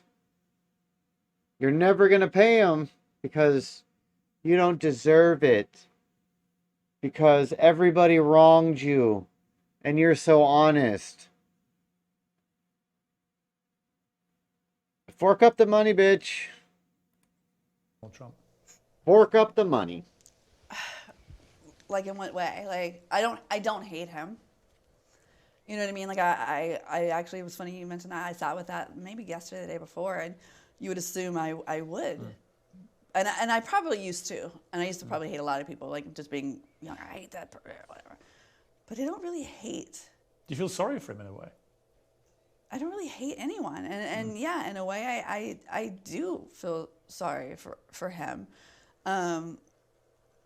It wouldn't surprise me if it would come out that he's been manipulated a lot more than we think, or that based on the things that have happened to me in the last 5 years, things I thought would never be possible, there could be something that we don't know. If he's watching this interview, and he probably is, knowing him, Of course he is. what would you say to him? Oof. I don't know. I'm so torn between being snarky and don't get lube in your eyes would be part of it, but like also still like just tell the truth. You know what I mean? Don't like, get lube you in do your have a daughter, eyes? you Is do that what she said? potentially have granddaughters and women, and if you continue to do this, you are setting a precedent where people think that they won't be held accountable, and there will be. I'm afraid there's going to be a lot of people hurt. Do you believe if this goes to trial, this particular case, that you will be completely vindicated and that it will be established you've told the truth and he's lied? That's wishful thinking. It will definitely be a giant step closer in that direction, but I don't think it'll ever be 100% because there are some people that are just so steadfast to their beliefs or so unwilling to admit that they were wrong or that he lied or that they just can't let it go. There'll always be those. Who are these people In who your can't let it senior- go? If you got proof he fucked you, bitch, whatever. Show the proof. Nobody cares. Nobody gives a shit. The problem is you don't have any proof. You're just a dirty whore. You were probably fucking his lawyer. And that's why the lawyer paid you. Because the lawyer was married also. A yearbook. There was a picture of you, and the quote next to it from you If you was, show that picture, I will find you. And we're definitely using it now. No, I'm joking. I know where you live now. That's true, you do. But you said we all get along. We'll all get along. Let me do it again. In your senior yearbook, you wrote, we'll all get along as soon as you realise that I am queen. What do you think they'd all be thinking now, your fellow schoolmates? Sure, listen to her. Do you feel in a way you're a queen of something, that you're a queen of... Bad decisions. Well, maybe that, but also maybe standing up for yourself. That one I'll take. I will absolutely pat myself on the back. I will do the right thing. Absolutely.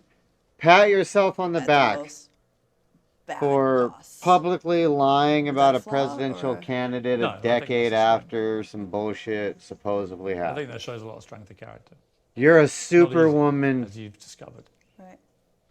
Stormy, thank you very much. I'm going to get a Thank you. Stormy It's been great to meet poster you. to Nice to hang meet up in ya. my 3-year-old Thank you. daughter's A lot room nicer than I was told. so you she to can be. aspire to greatness. Holy shit. What an absolute dirty whore. What an absolute dirty whore. That's crazy. Alright, so I just suffered through an hour and a half of a dirty whore lying out her horse face. I didn't believe none of that shit.